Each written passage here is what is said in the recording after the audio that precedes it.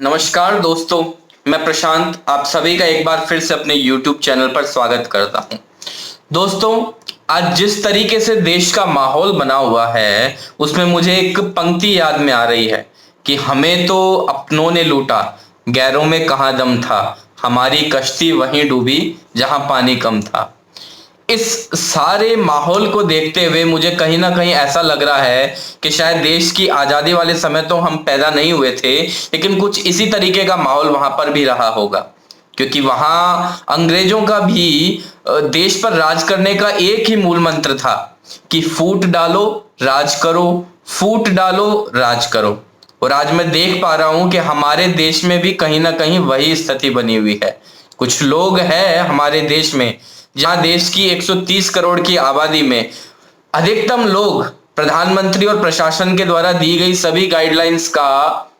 पूरा पूरा ध्यान रख रहे हैं। वहीं कुछ मुट्ठी भर लोग हैं, कुछ चुनिंदा लोग हैं जो अपने वापस अंग्रेजों के कॉन्सेप्ट पे काम कर रहे हैं और फूट डाल रहे हैं, राज कर रहे हैं। कुछ लोगों की मदद से वो पाल घर में होने वाली घटनाएं, चाहे वो घटना मुरादाबाद में हो, कुछ ऐसी ही घटनाएं पूरे देश में करने का प्रयास कर रहे हैं, जिससे कहीं ना कहीं देश का माहौल खराब हो रहा है। दोस्तों, इन दोनों ही स्थितियों में जहां एक समानता थी, वहीं एक अंतर था। समानता क्या, और मैं क्यों इस बात को इतनी प्रबलता से कह पा रहा हूं, क्योंकि देश आजादी के समय में भी अधिकतम लोग ऐसे थे जो इस हिंदुस्तान को अंग्रेजों के चंगुल से बाहर लगाने के लिए एड़ी चोटी का जोर लगा रहे थे। वहीं कुछ चुनिंदा लोग थे जो उस समय अपने निजी स्वार्थ को देश हित से अलग रखे हुए थे। और वही हम इस वर्तमान स्थिति में देख रहे हैं कि कुछ लोग, जहां 130 करोड़ की आबादी में अधिकतम लोग ऐसे हैं जो कोरोना को हिंदुस्तान से बाहर करने के लिए पूरा कोशिश और पूरा ध्यान रख रहे हैं, वहीं कुछ चुनिंदा लोग, मैं कहूँ शायद अपनी कुर्सी के या और किसी लालच की वजह से, लगातार ऐसे अमानवीय कृत हिंदुस्तान में कराने का प्रयास कर रहे हैं। इन दोनों ही चीजों में एक जो मुख्य अंतर है या मुख्य समानता कहूं मैं, ये समानता ये है कि उस समय भी अंग्रेजों ने हमारे लूज पॉइंट्स को या जो हमारी कमजोरियां थी उनको दबाया, उनको पकड़ा और हमें ही जरिया बना के हमारे देश पर राज किया। और आज भी वही चीज हो रही है कि हम में से ही कुछ लोग ऐसे हैं जो हमें जरिया बना रहे हैं, हमें बहला के, हमें फुसला के, हमें लालच दे के या हमें किसी भी प्रकार से प्रताड़ित करके आज इस तरीके के अमानवीय कृत पूरे हिंदुस्तान में कराए जा रहे हैं। अब मैं ये कहूंगा कि शायद वो लोग हमारे बीच में ही हैं, फर्क सिर्फ इतना था कि वो लोग गोरे थे, वो लोग अंग्रेज थे, तो हमें पता था कि वो हमारे दुश्मन हैं, तो हम उनसे लड़ पाए। लेकिन वर्तमान स्थिति में शायद ऐसा है कि हमें पता ही नहीं है कि हमारे दुश्मन कौन है। और कुछ लोगों को मैं कहूंगा कि ऐसा भी नहीं है कि हमें नहीं पता है,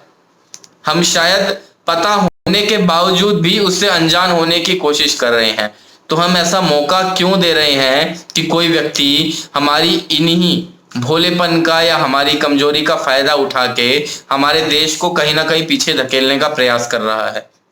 वीडियो के माध्यम से मैं उन सभी लोगों से एक बात पूछना चाहूंगा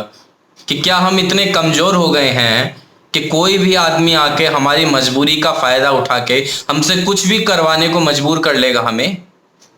क्या कर रहे हैं हम? ये हमारी मानसिकता क्या हो गई है ऐसे काम को करने के लिए कि जो